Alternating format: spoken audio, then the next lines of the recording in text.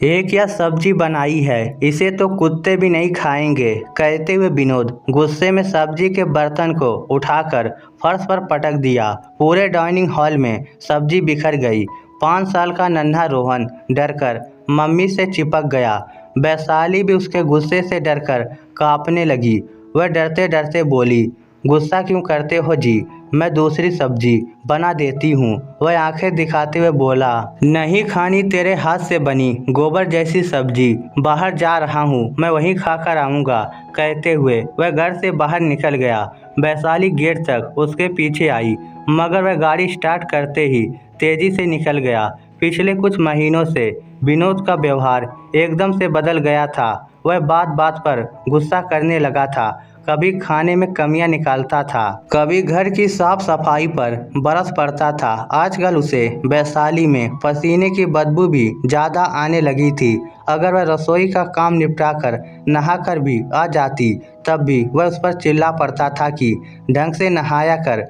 वैशाली कम पढ़ी लिखी औरत थी, इसलिए वह उसे गंवार कहकर भी डांट देता था। वैशाली को समझ में नहीं आ रहा था कि अचानक उसके पति को क्या हो गया है। इधर घर से थोड़ा दूर जाते ही विनोद ने अपनी प्रेमिका को फोन मिलाकर कहा, 10 मिनट में पहुंच रहा हूं, घर से बाहर तैयार मिलना, होटल में खाना खाने चलते हैं। वह शादीशुदा होते हुए भी अपने ही ऑफिस के एक कर्मचारी पर फिदा हो गया था।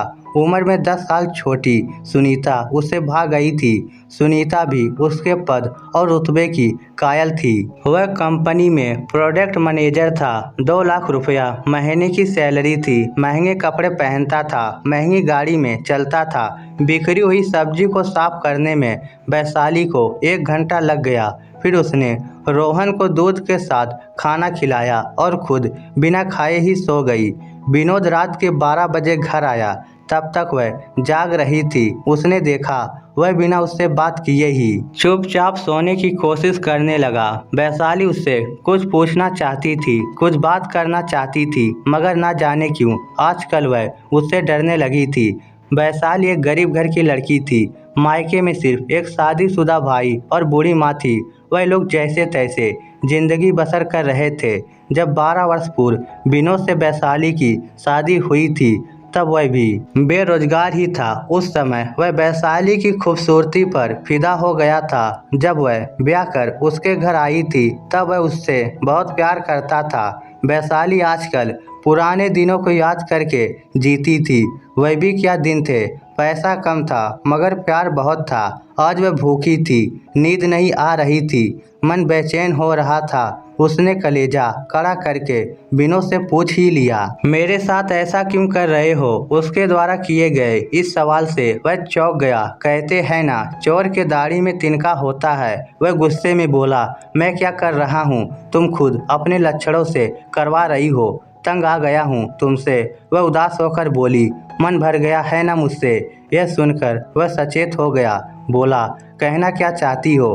वैशाली बोली, ज़्यादा पढ़ी लिखी नहीं हूँ मगर मूर्ख भी नहीं हूँ। वह पीछा छुड़ाने की कोशिश करता हुआ बोला, थका हारा हूँ, अब सोने दो, इतनी रात को मेरा दिमाग मत खाओ। वैशाली बोली, जिस सब्जी को खाकर उंगलियां चाटा करते थे, वह सब्जी गोबर जैसी कैसे लगने लगी, जानना चाहती हूँ। आप तो बाहर खाना खा के आए हो, मगर मैं तो भूखी हूँ, नींद नहीं आ रही। वह झल्ला गया, बोला, तुम्हारी सब्जी की तरह तुम भी मुझे अच्छी नहीं लगती। पीछा छुड़ाना चाहता हूँ, मुझे तुमसे तलाक चाहिए। तलाक का नाम सुनकर वैशाली के हृदय में वज्रपात सा हुआ। दिल बैठ गया। कुछ कहने के लिए शब्द ही नहीं बचे थे। फिर भी वह हिम्मत करके बोली, जिंदगी के इस मोड़ पर छोड़ने की कह रहे हो, जहाँ मुझे आपकी सबसे ज़्यादा ज़रूरत है।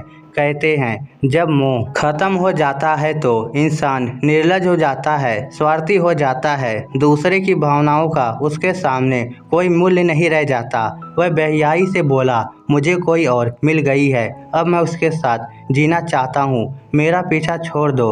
अगर नहीं छोड़ोगी तो मैं ज़बरदस्ती तुम्हें अपनी ज़िंदगी से निकाल दूंगा। वह जानती थी यह बात विनोद नहीं बोल रहा, उस पर कब्जा कर चुकी। वह चुड़ैल बोल रही है। फिर उसने सोचा कि अपना ही सिक्का खोटा निकल आया है तो दूसरे को क्या दोष देना। फिर वह उदास होकर बोली, आप जानते हो मेरे पीहर में जरा भी दम नहीं है। मैं मुन्नी को लेकर कहाँ जाऊंगी इतनी जल्दी। पीछा छुड़ते देखकर वह अति उत्साह में बोला, इतना बुरा भी नहीं हूँ जो तुम्हें दर दर भटकने के लिए छोड़ दूँ। तुम्हें एक अलग घर लेकर दूंगा, हर महीने 20,000 रुपये खर्चे भी देता रहूंगा। बस तुम तलाक के कागजों पर दस्तखत कर देना। वैशाली बोली, तलाक लेना जरूरी है क्या? मुझे यहीं रहने दो ना। अब बिना तलाक लिए उसके साथ रहो, मैं संतोष कर लूँगी। वह बोला, सुनीता कहती है तब तक मैं तुम्हें तलाक नहीं दूंगा, तब तक वह मुझसे शादी नहीं करेगी, ना ही मेरे साथ रहेगी। तलाक तो तुम्हें देना ही होगा। वह एक लंबी सांस लेकर बोली, ठीक है, आप कागजात ले आना, मैं उन पर दस्तखत करके आपको आज़ाद कर दूंगी। जो इंसान दिल से मेरा नहीं रहा तो ज़बरदस्ती उसके साथ रहने से क्या फ़ायदा। फिर वह सो गई। विनोद को तो जैसे मन मांगी मुराद मिल गई थी। वह कमरे से बाहर आया और सुनीता को फ़ोन मिलाकर खुशखबरी दी कि उसकी बीवी तलाक के लिए मान गई है। फिर वह सुनीता के सपने देखता हुआ सो गया। वैशाली ने कभी पति पर शक नहीं किया था, ना कभी कहीं जाने से टोका था। वह खुद वफादार थी, इस कारण कभी सोचा नहीं कि पति बेवफाई कर जाएगा। पिछले 1 साल से पति के बदलते व्यवहार से वह परेशान जरूर थी, मगर ये नहीं सोचा था कि जो शख्स उसके साथ रह रहा है वह बिछड़ चुका है। अगले दिन से वैशाली की जिंदगी बदल चुकी थी। अब वह खोई खोई सी रहने लगी। आगे आने वाली जिंदगी और बच्चे की परवरिश को लेकर उसके दिमाग में झंझावात सा चल रहा था। विनोद अब बेफिक्र होकर तलाक की कार्रवाई में जुटा था। अब उसने घर पर खाना खाना बिल्कुल बंद कर दिया। रात को घर पर आता था तब भी दोनों में बात नहीं होती थी, क्योंकि वैशाली अब अलग कमरे में सोने लगी थी। वैशाली ने पीहर में भी कुछ नहीं बताया था। इस दुनिया में माँ और भाई और उसकी दोस्त बबीता के अलावा उसका कोई नहीं था। एक दिन उसने बबीता को फ़ोन किया, फिर पूरी सिचुएशन बताई। बबीता गुस्से में बोली, वह तेरे साथ ऐसा नहीं कर सकता, तू उसे तलाक हरगिज मत देना, हम आखिरी दम तक लड़ेंगे, मैं तुम्हारे साथ हूँ। वैशाली बोली, मुझे तुम्हारा साथ चाहिए बबीता, मगर इस तरह नहीं। तू मुझे उठकर खड़ा होने में मदद कर, विनोद को रिहा करने दे। जो मेरा नहीं उसके साथ मैं नहीं रह सकती। बबीता बोली, तुम्हारे लिए जान भी हाजिर है यार, तू बोल तो सही, तुझे क्या चाहिए। फिर वैशाली ने उसे अपने मन की बात बताई।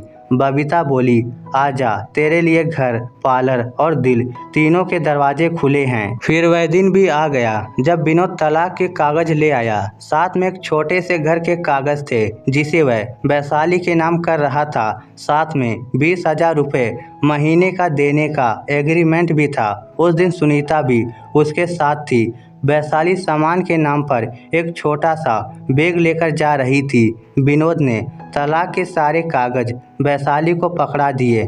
वैशाली ने बिना पढ़े ही सारे कागजात पर दस्तखत कर दिए। फिर विनोद ने कहा, ये उस घर के कागजात हैं जो मैं तुझे दे रहा हूँ और साथ में 20,000 रुपये महीने का देने का एग्रीमेंट है। वैशाली ने वह कागजात पकड़ लिए। फिर विनोद से बोली, एक बात कहूँ? वह बोला, क्या? वैशाली बोली, एक आखिरी इच्छा है, पूरी करोगे क्या? तलाक के कागजों पर दस्तखत हो चुके थे। वह बहुत खुश था, बोला, आखिरी इच्छा भी बता दो। वैशाली बोली, मेरे करीब आ जाओ, मैं आपको आखिरी बार जी भर कर देखना चाहती हूँ। विनोद उसके करीब चला गया। सुनीता आंखें फाड़कर सब देख रही थी। विनोद उसके करीब जाकर खड़ा हो गया। वह ऐसे खड़ा हुआ जैसे करवा चौथ के दिन खड़ा होता था। तब वैशाली छलनी से उसे देखा करती थी। वैशाली भरी आंखों से उसे निहारने लगी। आथू। फिर अचानक वैशाली ने विनोद के मुंह पर थूक दिया। उसके थूकते ही विनोद का चेहरा सफ़ेद पड़ गया। दूर खड़ी सुनीता भी सदमे में आकर वैशाली की तरफ देखने लगी। फिर आज पहली बार विनोद ने वैशाली का अलग ही रूप देखा। वह गुस्से में बोली, आज मुझे तुमसे ही नहीं खुद से भी घृणा हो रही है कि मैं तुम जैसे इंसान की पत्नी क्यों थी। ये जो घर तुमने मुझे दिया है ये मैं तुम्हारे मुंह पर मारती हूँ और तुम्हारे 20,000 रुपये महीने का खर्चा भी मुझे नहीं चाहिए। उसने दोनों कागजात विनोद के मुंह पर फेंक दिया। मैं भीख मांग लूंगी मगर तुम जैसे बेवफा इंसान की कमाई से अपने बेटे की परवरिश नहीं करूंगी। विनोद कोई जवाब नहीं दे सका, वह गर्दन झुकाए खड़ा था। वैशाली सुनीता के पास गई और बोली, तू बहुत सुंदर है, अगर कोशिश करती तो तुम्हें सुंदर और कमाऊ कुंवारे लड़के मिल जाते। तुमने ऐसे इंसान को चुना है जो इतने साल के बाद भी अपनी पत्नी और बेटे का नहीं हुआ, वह तुम्हारा कैसे होगा। इतना कहकर वैशाली ने अपना बैग उठाया और बच्चे की उंगली पकड़कर घर से बाहर निकल गई। वैशाली के जाते ही सुनीता बोली, तुमने अपनी बीबी को नहीं छोड़ा है, वह तुम्हें छोड़कर गई है और साथ में मेरी आंखें भी खोल गई है। अब मैं तुमसे तभी शादी करूंगी जब तुम अपनी सारी प्रॉपर्टी मेरे नाम करवा दोगे। विनोद बोला, ये तुम क्या कह रही हो, मैं तुमसे प्यार करता हूँ यार। सुनीता बोली, प्यार करते हो तो अपना सब कुछ मेरे नाम करो। विनोद सुनीता के तेवर देखकर डर गया, बोला, अपना सब कुछ तुम्हारे नाम कर दूंगा, मगर तुम्हारा क्या भरोसा, कल को तुमने शादी से मना कर दिया तो। सुनीता गुस्से में वहां से पैर पटकती हुई चली गई। उस बात को आज 20 साल गुजर चुके हैं। वैशाली आज एक बहुत बड़ी ब्यूटीशियन बन गई है। कई शहरों में बबीता और उसके ब्यूटी पार्लर चलते हैं। वैशाली के बेटे रोहन की शादी हो चुकी है। वैशाली बेटे बहू के साथ बहुत खुश है। इधर विनोद आज भी अकेला रहता है। वह लाख कोशिशों के बाद भी सुनीता को नहीं मना पाया, न ही उसने तलाक के कागज कोर्ट में जमा करवाए। कानूनी रूप से वैशाली आज भी उसकी पत्नी है। वह कई बार वैशाली को मनाने के लिए गया मगर वह लौट कर नहीं आई, क्योंकि कुछ लोग बहुत ज़्यादा स्वाभिमानी होते हैं। उनको एक बार खो देने के बाद वह दोबारा नहीं मिलते। इस स्टोरी को लेकर आपकी क्या राय है, नीचे कमेंट करके हमें ज़रूर बताइएगा। धन्यवाद।